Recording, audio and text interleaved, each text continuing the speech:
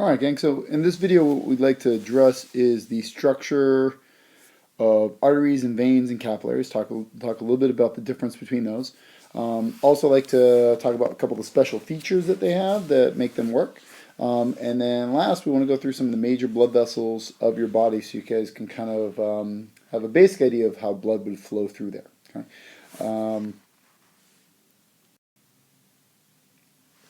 Some of what I'm about to go through is already on the sheet. So you have this medical apps. Most of the front side of this is really what we're going to look at, the front side of this page.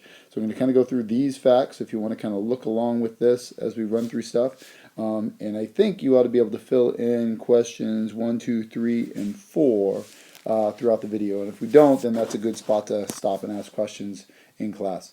All of the backside deals with medical applications that are really going to be the last of the videos that covers things like atherosclerosis and high blood pressure and things like that. Alright, so first big idea here. Arteries carry blood under high pressure away from the heart. So I always kept that straight, the A of artery and the A of away, right? So the A and the A.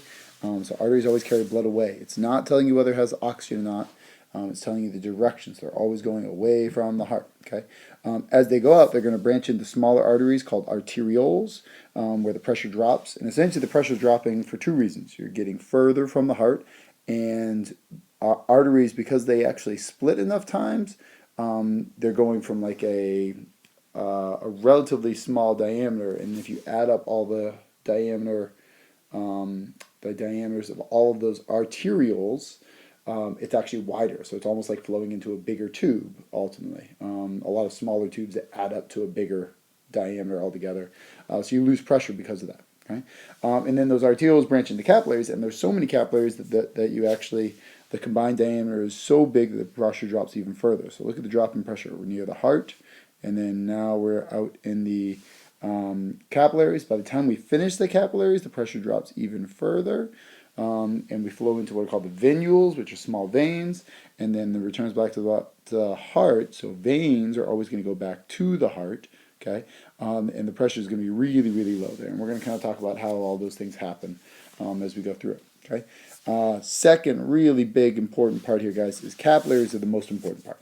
Okay, they're the only ones where you can actually get diffusion. The rest have such thick walls. We'll show you in a second. Arteries, veins, and arterioles and venules have walls that are so thick that you can't drop off any oxygen or glucose or amino acids to any of the cells that it's flown by. So it's only at the capillary level where we actually get delivery of all the stuff that's in your blood. You get the diffusion, okay, and the removal of waste. Okay, so I've read a couple spots where it says that in your body that there's no cells that are more than 2 or 3 cells away from a capillary. There's so many capillaries in your body because you got to have that contact for the diffusion to take place. Right? And then third big idea here, we've mentioned this once before, blood's going to flow to one capillary bed in one organ. So let's say the blood flows into your brain, it goes to a capillary bed, drops off nutrients, picks up waste products, and then it's got to go back to the heart and lungs to get refilled again. So it doesn't swing by my brain and then swing by my nose and then swing by my ear and then down to my hands. Because by the time I got to my hand, there would be nothing useful left in that blood, right? So it's going to go one capillary bed. So essentially, the analogy I usually use for that is imagine I sent everybody out of my classroom, and you're going to go run to your favorite teacher and give them a high five, and then you got to come right back, okay? Some of you guys might go in the same direction, but you guys are going to have different favorite teachers or things like that. So you guys are going to all kind of split and go different directions, and that's what happens when the blood gets pumped out. It gets squeezed out the aorta. Some goes to the head, some goes to the kidney, some goes to the liver. All of those things go to one destination, and then they come back to the heart and lungs to get refilled again. And then they might say, all right, now everybody goes high five your second favorite teacher, and you all run out the door and you go do that. Okay, so that's kind of the analogy I tend to use with that.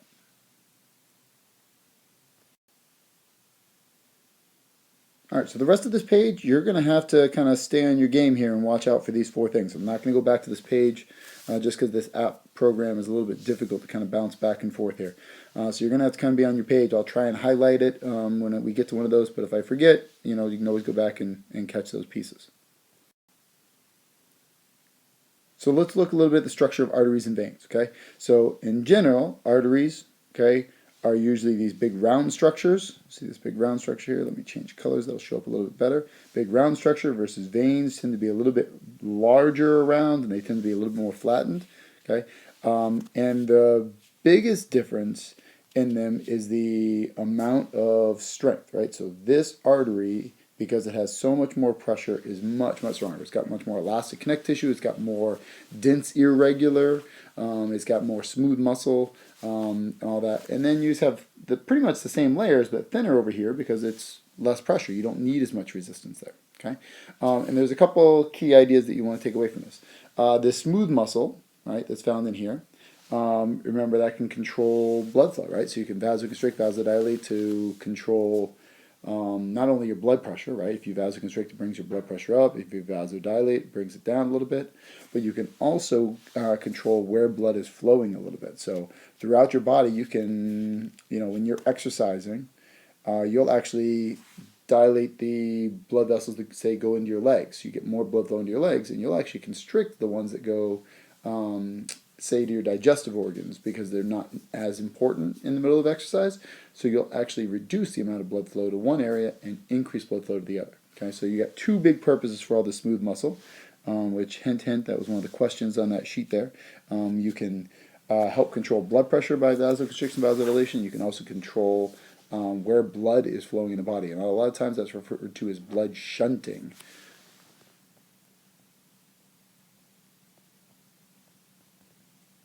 Okay, so blood shunting is the directing blood to certain spots of your body and directing it away from other spots of the body. So this diagram here is showing arteries and just the slow progression, how they change. So here's your largest artery in the body, the aorta, right, up top here. And this is referred to as the aortic arch. So it curves like that, and you got branches that go off to your head and your arms, things like that. But then this piece comes down here and is going to go down your body. That's the descending aorta, the abdominal aorta. It goes by both those terms. But as you get down, notice it gets smaller and smaller because there's branches. Blood is leaving in all these spots, so it's going to get smaller. It has less blood in it. And it changes from big, thick arteries to thinner arteries down to these little arterioles, okay? And arterioles really have the exact same layers, guys. Everything's just thinner. It doesn't need as much muscle because it's not as much pressure. It doesn't need as much of the elastic connective tissue because there's not as much pressure, okay? And ultimately, those arterioles will change into capillaries, and that's what you have going down at the bottom here. These are going to be capillaries, and capillaries are kind of like the Uturn of your cardiovascular system. They're about to turn around. They branch and branch and branch, pressure drops, and so forth. And we're going to talk more about the capillaries in a minute. But I wanted to give you an idea of this artery into smaller arteries, into arterioles, and then that's what changes into capillaries and then begins to make the U-turn. All right, and on this slide is showing the U-turn. Okay, so as you leave the capillaries, here's the capillaries down at the bottom again. You flow into these venules, which are little tiny thin veins, and again, there's not much pressure there, so then they kind of keep flowing and getting bigger and bigger, and as they flow in together, they make larger and larger blood vessels until you have the major vein. So this is that inferior vena cava going into that right atrium. That's that superior vena cava going into that right atrium, and that's the basic structure there. So we've got big arteries that get smaller and smaller and smaller into arterioles, and they transition into capillaries, and then we make the big U-turn right back to the heart.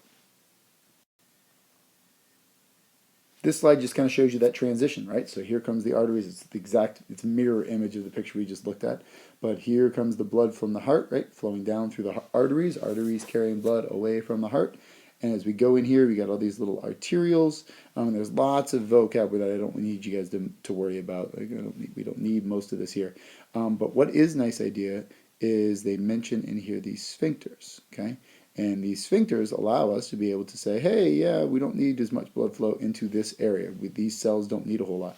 And most of that's actually based on chemistry. So if the blood oxygen starts to drop in here, or the pH starts to become acidic because not of a lot of oxygen, this will open up and increase the blood flow into certain areas. So you actually have like a chemistry basis for blood flow inside your body. So the cells can almost individually demand, yes, we need more blood or we need less blood, and we can kind of control where the blood goes in the body as a result. And so this is just going to be our turnaround, right? We flow out of these arterioles, go in here. Now we're in the capillaries. This is where we get all the diffusion. Everything good is happening in this area.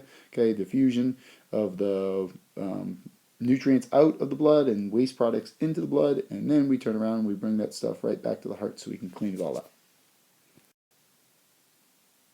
So this slide is trying to give you an idea of where do you find the blood. So this is the volume, the percentage of blood in the different areas. Okay, so about 7% of the blood is in the heart. Okay, about 2% here, and then look at this. Your arteries don't have very much, guys. They're fairly stiff. They don't actually expand very much during the process. So your elastic arteries at the very beginning, and then your much smaller arteries, and then your arterioles, and then the capillaries. But everything else, this is in your veins of your body, okay? And then you get your pulmonary arteries, again, and the pulmonary capillaries, and then this is the pulmonary veins. So most of your blood is in your veins, guys, and it's kind of slowly seeping its way back. It doesn't rush back the way the blood rushes out through arteries. There's not a lot of pressure there. We'll show you that in the picture. So it's going to kind of slowly seeping back, and your veins are much bigger in diameter, so they hold a lot more blood. So I've been talking pressure here quite a bit, guys. And this diagram is showing you the pressure as we go through. So in the aorta, it's showing you the pressure. And what this orange line is the mean arterial. So it's kind of your average there pressure. But notice that you get a burst. So this is showing you a heartbeat, and then in between heartbeats, heartbeat, and then in between heartbeats, heartbeat. So as the ventricle is contracting, you get a squirting of blood. And that's referred to as the pulsatile. And that's another one of those questions on that worksheet, the pulsatile flow in there. Essentially, you get, every time that ventricle contracts, you actually get a big squirt of blood through there. And that's what you feel as a pulse. When you like take the pulse on somebody, you're feeling the squirting of blood coming from that aorta. All right. So that's what you're getting there. You don't see that as you go this way because you're getting further and further and further from the heart here. So now you're not going to feel that pulse anymore. By the time you get to the arteries, you're so far away, you're not going to feel that. Arterioles, sorry. You're not going to feel that. Okay.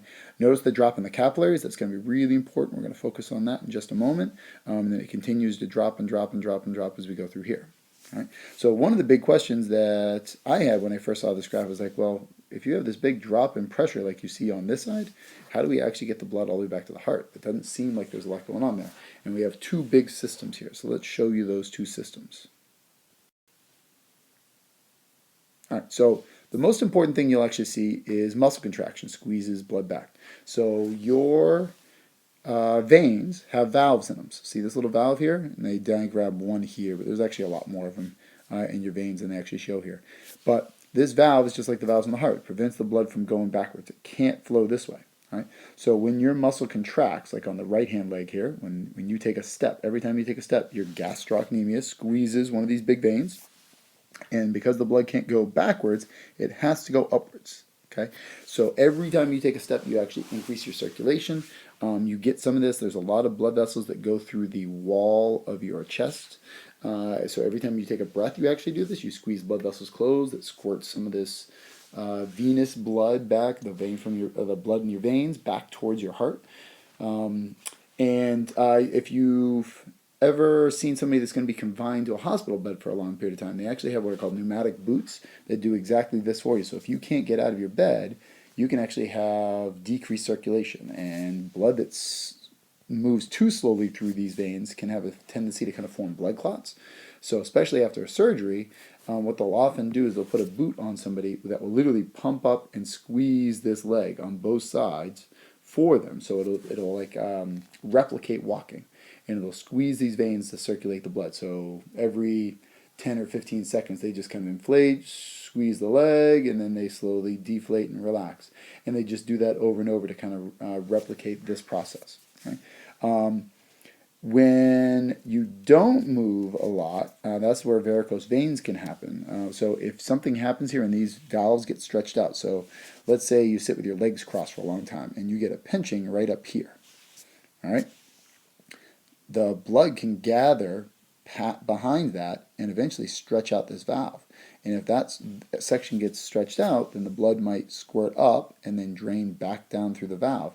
And then the whole vein can stretch and stretch and stretch and stretch and stretch and get larger. And that's what happens with those varicose veins that people stress over, is that it's essentially the veins have expanded. And the blood can then kind of pool in those veins more than getting sent back to the heart.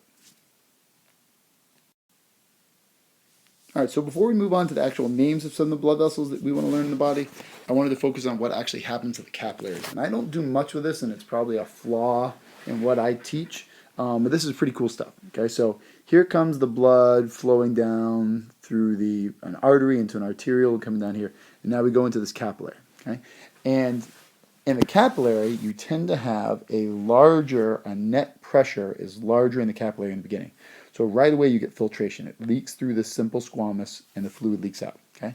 Then there's a section here in the middle where you don't get net fluid movement, but you have opportunity for diffusion, right? So there's going to be more oxygen in the blood vessels, so you're going to get diffusion out. There's going to be more carbon dioxide out here coming from all these cells. So this is cells or tissues out here, so you'll get waste products diffusing this way. And then you'll get one more section. We'll actually get reabsorption over here. So enough of a change happens that as this gets larger, as this starts to expand a tiny bit, you get a change in pressure that now you get reabsorption, and the fluid kind of tends to make its way back in here. All right. Now remember, we don't take back all of it. These changes, these differences here, means that we actually leave some fluid behind. And that's the fluid that's called the lymph, and the lymphatic system collects that and carries that back to the heart.